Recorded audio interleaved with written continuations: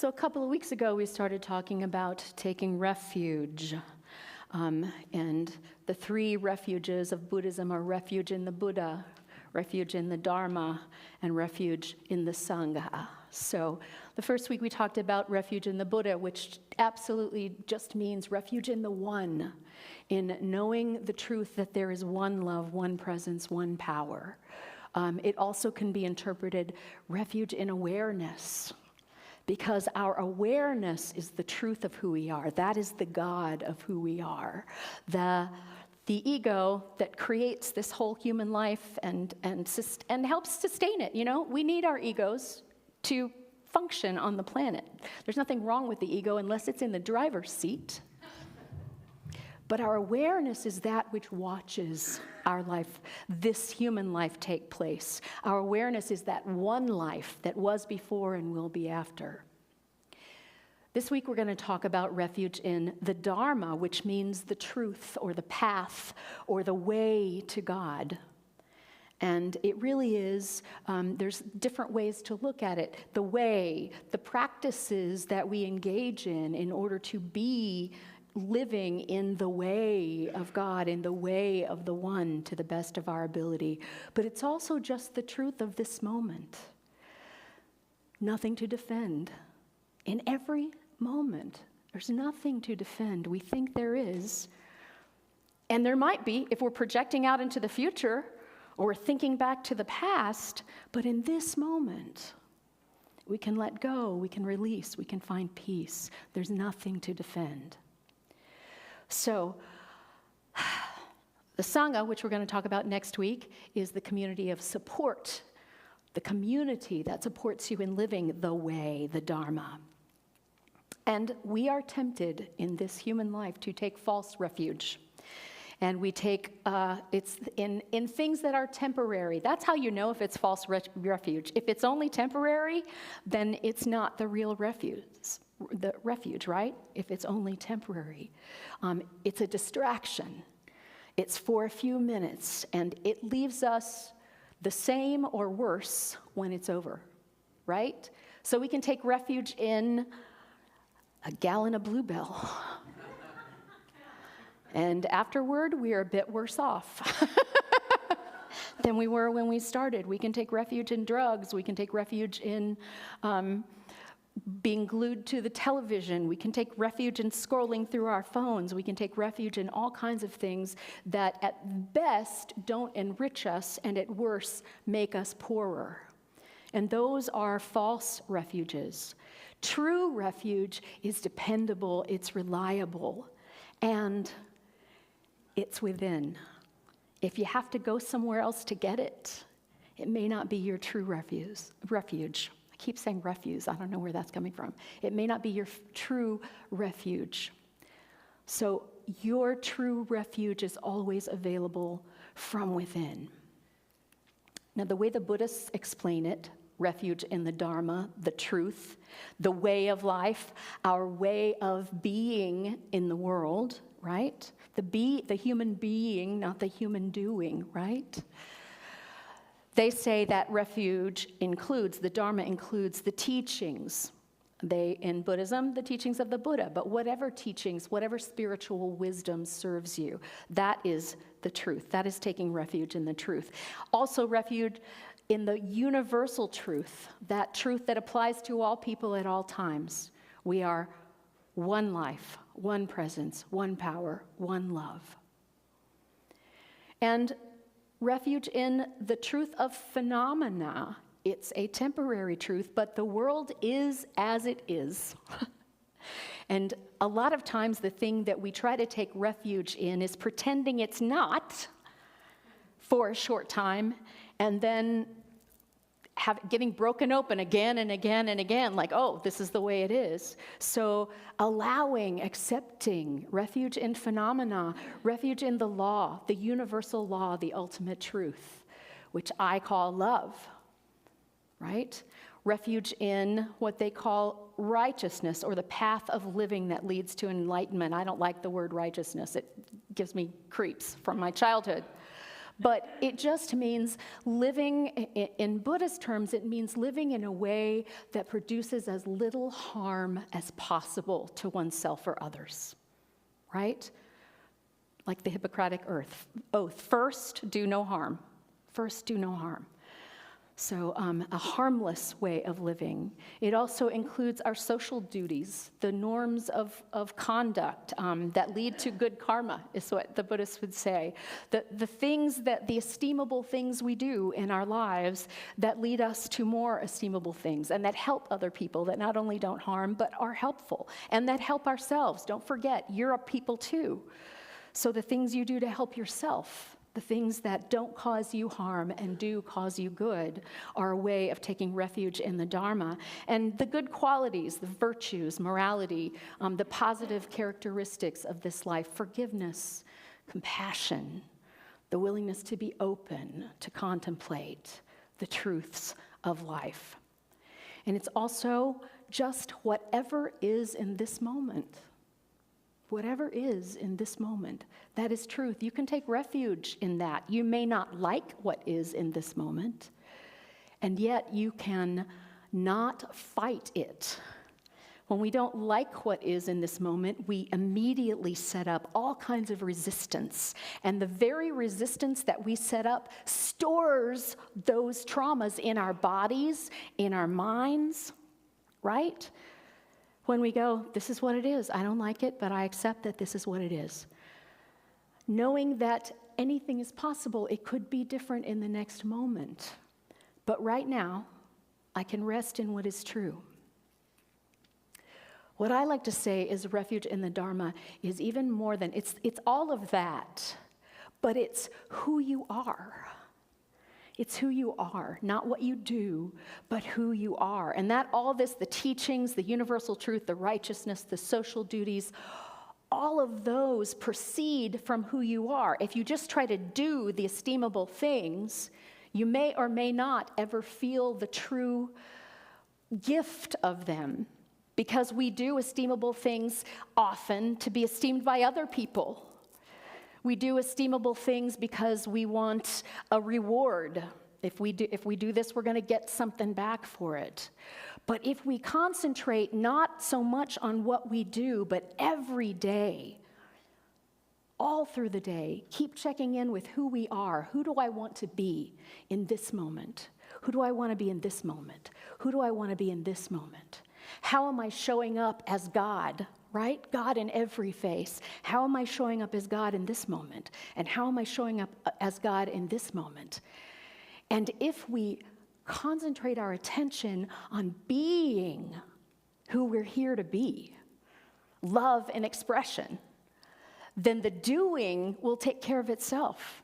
The things to do will come to us. We will intuitively know the things to do, and we will begin to let go of the things that do not serve. So concentrating on the being, who we are. You know, another false refuge is revenge and thoughts of revenge. And I'm going to ask you a question. When you watch the news or scroll through your phone, how many fantasies do you come up with on how people one day are going to get their comeuppance? Can't wait for that to happen. Emily Cady says in her beautiful book, Lessons in Truth, that if you think you've forgiven someone, here's how you test it. If there's any tiny part of you that when something doesn't go right in their lives thinks, aha, then you have not truly forgiven. And to forgive means to give something for, to give yourself to. And why do we forgive? For the other person? No, they're not in jail. We are in jail when we're not in that forgiveness. When we're not in that forgiveness, we are the ones that are in jail. So this way of being in life is where we can rest, which is what refuge is. Can you rest in who you are? Can you take your mind off of what's going on, what they did, what they're doing, what he might do, what she is plotting even now, right? And just take refuge in each moment. Get your rest in who you are. Everybody just take a deep breath and sigh it out. Do you know that just like Chris prayed and Daniel wrote, you're in the right place? There is nowhere else for you to be at this moment. There is no other place for you to be at this moment. You're right where you're supposed to be. And that is true of every moment. It may be easier to feel it here. And that's because you have the refuge of the Sangha, which we're going to talk about next week. You have the refuge of the community. But the truth is, it's true in every moment. Here's how you can tell if you're in the right place. If you're there, it's the right place. Right? Think about that for a minute. You got to let that sink in. I always like to tell the story of telling my daughter when she was very young, she wanted to go to the park, and I said, no, it's raining today, but it's not supposed to rain tomorrow, so I'll take you to the park tomorrow. So the next day it was raining, and I said, honey, we still can't go to the park because it's raining. And she stomped around the house for, I don't know, it's not supposed to rain. It's not supposed to rain. And I realized the language we use. It's not supposed to rain. Apparently it is supposed to rain because it's raining. But we start, believing our forecasts and thinking that they should be some kind of guarantee, and then we get all upset if it doesn't happen the way we have forecast that it should happen. When really, if it's raining, it's supposed to be raining. If you're here, you're supposed to be here. If you're somewhere else, you're supposed to be there. It doesn't mean you're supposed to stay there. It means that is the place that's going to lead you to the next place that you're supposed to be. And you have choice about that. But your choice will always be stronger when it's rooted in who you are, not in trying to calculate what the result or outcome will be of your choice. This is one of the most powerful teachings I believe that there is. And some of the ways it plays out is my favorite thing to say is hate never wins. Hate never wins until the moment it wins in me. The moment that I let someone else's hate create hate in my own heart, then hate has won. And so it is my responsibility, my daily, my momently responsibility to learn to manage my soul so that when those tendencies happen, and believe me, they do all the time. Seems like there's a lot to hate in this world, especially right now. But when I feel that come up within me, it's like, am I going to let that win? Is that who I am? That's not who I am. I am love. I sing it. I say it. I do believe it. I am love. So can love hate? No, it cannot. Can I see God in every face, even the faces that are screwed up in hatred? I can try. No one said you have to do it perfectly. But when you try, you can take refuge in that. You can take refuge in the trying, because it's not about trying to be perfect. It's about staying aware of who you are, who you want to be, who you came here to be. It is taking care of the log in your own eye before you point out the speck in your brother's eye, right? It's going, you've heard the phrase, you spot it, you got it. The way Byron Katie puts it is, when you start complaining about, she is so, just add the words, just like me. Because if it's driving you crazy, it's because there's something in you that recognizes it. He is so jealous, just like me. She is so out of control, just like me. I mean, it works for everything. She's being so hateful, just like me. Just like me. And it's not a way to get down on yourself. It's the way to see the truth And that brings compassion, because we lose our compassion when we start in blame. And when we recognize, oh, this is the human condition. This is what happens to all of us. All of us are trying to not suffer and find a way to happiness. Every single one of us are trying to not suffer and find our way to happiness. Some of us are very misinformed about how that could possibly take place. And we behave in ways that actually increase suffering in ourselves and in the world. But you can't make someone else see that. They're only going to see it when they see it. So they're where they're supposed to be. And when they're supposed to be somewhere else, they will. But where are you? Where are you? That's the idea. Just like me. Here's another way of looking at it. Courtesy, right? Does it make you mad when you go to the grocery store and people bump your cart and say, "Excuse you"? Courtesy is not for other people. It's for us. Who do I want to be today? Who do I want to be? Do I want to be baited by every just random person that I'll never see again? Or do I want to rest in the truth of who I am, no matter who bumps my grocery cart? I had a traffic spiritual awakening the other day. I had an appointment in Fort Worth, and I came down 121 and got into the Mixmaster, which is like 5 lanes of people doing this deal, and I had to get all the way to the left to all the way to the right. And then there's a bridge that goes to the next highway, and it's a bridge with 2 lanes, and 1 lane goes off and the other lane goes this way. And then this lane stays 2 lanes, but it very quickly goes down to 1 lane. And if you've ever driven on it before, you know that's going to happen.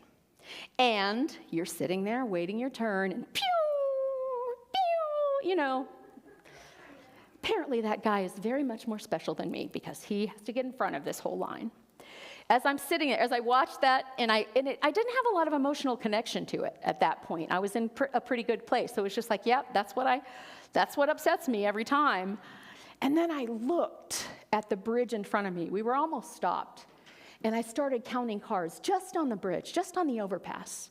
And I counted about 40 in front of me. And I looked in the rearview mirror, and I could see at least 40 lined up behind me. And the people that passed by, there were 3 of them. How often is that the truth? But that's the truth. We want to focus on those 3 people instead of going, look at all these people that are just going, I'm waiting my turn. I'm here. I'm going to get there safely. All is well. It gave me such a feeling of peace. It's like, there are more good people in the world. There are more people who are aware. There are more people who are willing to be courteous. So then I get the choice who I focus my attention on, what I focus my attention on. And if you can have a spiritual awakening going from 121 to I-30, yeah. Kindness and compassion are for who I am. I am not kind to people who deserve my kindness. I am not a judge passing out rewards. I am kind because that's who I am, right? I do kind things because I want to be a kind person. Take it out of there, put it back here. Put it back on me. I will leave this world as it is, go inside to find my God. Forgiveness is not for others. Forgiveness is what we do so that we're not blocked from our own good, so that we're not blocked from feeling good, so that we're not blocked from the truth of who we are. Honesty. Being honest is not so that other people can hear your truth. It's a way that you are shaping your own character. Am I able to be honest? Am I being honest in this situation? And I tell you what, if you're being dishonest to the world, chances are you're being dishonest to yourself first. So the first person to start telling truth to is yourself. And here's the deal, you don't have to tell anybody else, right? But tell yourself. And don't use it to beat up on yourself, but tell yourself and go, oh, look at me. I'm part of the human condition like every other human being that's ever been born. And God lives within me. I am that also. I don't have to give in to the impulse of this human being. When I do, I do. And when I don't, I'm taking refuge in the Dharma, in the truth of who I am. We can take refuge in defenselessness. Defenselessness. I was taught very early on that the best defense is a good offense, right? That somebody points out something and you, oh yeah, well you. And the truth is, in our defenselessness lies our peace. You ever had anybody just accuse you and accuse you and accuse you, and instead of fighting back, you go, you could be right. The whole thing goes away, usually. And if it doesn't, at least you haven't engaged. You know, there's a saying in 12-step, just because somebody throws a rope down doesn't mean you have to pick it up and start a tug-of-war, right? You think they're starting the tug-of-war because they threw the rope, but you're the one picking up the other end. You never have to pick up the other end. You never do. In your defenselessness lies your refuge. And so we ask ourselves, what kind of woman, what kind of man, what kind of parent, what kind of son or daughter, what kind of citizen, what kind of neighbor, what kind of sibling do I want to be? I had a very, very good friend who had a mother who did not take care of her basic needs for most of her life. And she had to have years and years of therapy and addiction recovery in order to recover from that childhood. And when she was in her 40s, her mother became very ill and unable to take care of herself. And it was going to be quite a financial burden for this friend. And she came to me, it's like, I cannot tell you. I just feel like I have to do this. And I'm so mad. It just makes me so angry that now I have to take care of her when she never took care of me. And what I was able to say to her is, you don't have to take care of her. I'm giving you permission right now. You don't have to. I personally believe that parents owe children, but not that children owe parents, right? I personally believe that. You don't have to believe that. But everyone has choice, whether you believe that or not. You don't have to do it. So you get to ask yourself, what kind of daughter do I want to be? Rather than asking, what kind of mother was she, therefore what does she deserve? Ask yourself, what kind of daughter I want to be. And it's okay if you say, I want to be the kind of daughter who has gotten away and taken care of herself and is never going back. That's fine too. She chose that she wanted to be the kind of daughter who would take care of a mother regardless of how she was cared for in her childhood. And they ended up having a lot of beauty in their relationship in the last years. You don't have to. You don't have to do anything. But you can always ask yourself, who do I want to be in this moment? And who I want to be is really the truth of who I am. We believe that, right? There's already God in your face. And the reason God is in your face and I can see it is because God is in your heart. God is who you are. And so what I'd like to do as we go into a short meditation is, and maybe not even a full meditation because I've taken too long. Imagine that, I talk a lot. The song that I just sang, the chorus of it, I love you, I'm sorry, please forgive me, thank you. I love you, I'm sorry, please forgive me, thank you, is an ancient practice called Ho'oponopono from the tropical isles of the South Seas Islands in the Pacific. And it's based upon the idea that if there is any dis-ease, including physical illness, if there's any dis-ease going on among people in relationships, it is because something has not been forgiven. And so you can clear that by simply repeating. You know, the cool thing is you don't even have to believe it. You just have to say it. I love you. I'm sorry. Please forgive me. Thank you. Take a deep breath and close your eyes for a moment. Sometimes it's hard to start with I love you. How about start with I'm sorry? I'm sorry? I'm not sorry.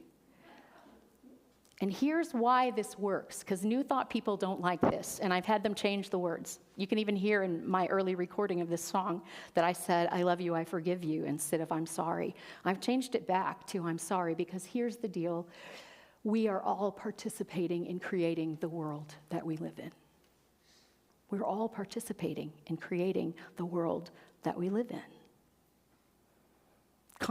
In our consciousness we are, and in our physicality we are. So I'm sorry. Just be sorry about the ways that I'm just going along with society as it is, and I don't see any other way to do it. If there was another way, I might choose it. I don't know how to. Maybe there isn't another way, but still it hurts my heart to know that I am part of this. And I'm part of what created it. I'm sorry. Please forgive me. The please forgive me can be directed toward a person. It can be directed toward a culture. It can be directed toward ourselves. It can be directionless. I'm asking for forgiveness, that's all. Thank you. Thank you that I'm at a point in my life where I can see how I am part of the problem no matter what I do. And that I can be forgiven no matter what. Thank you. And in that thank you, I realize the truth of the love. I'm sorry. Please forgive me. Thank you. I love you. I love you. I'm sorry. Please forgive me. Thank you. This is a practice you can take with you. When you find yourself scrolling through your phone or watching the news or nursing obsessive thoughts while you're on your morning walk, you can replace the voices in your head that are saying they're not doing it right. You can replace the anger and the trauma that you feel in your body with this. I'm sorry for the ways that I contribute that I'm aware of and that I will never be aware of. Please forgive me. I accept forgiveness. Thank you that I have an opportunity to be aware in this moment. And I love you not because of who you are, but because that's who I am.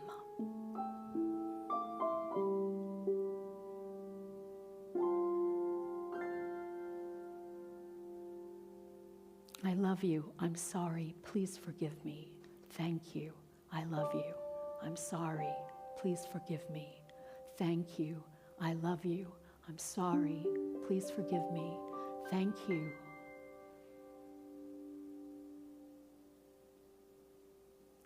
Allow that to fill your mind and heart, and see if you don't find refuge in the truth of who you are.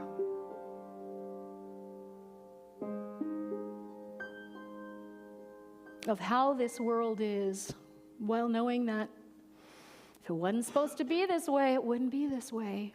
I can't understand it, and I certainly can't explain it. But I can do my best not to participate in the worst of it. I'm sorry. Please forgive me. Thank you. I love you. I'm sorry. Please forgive me. Thank you. I love you. And so it is. Amen.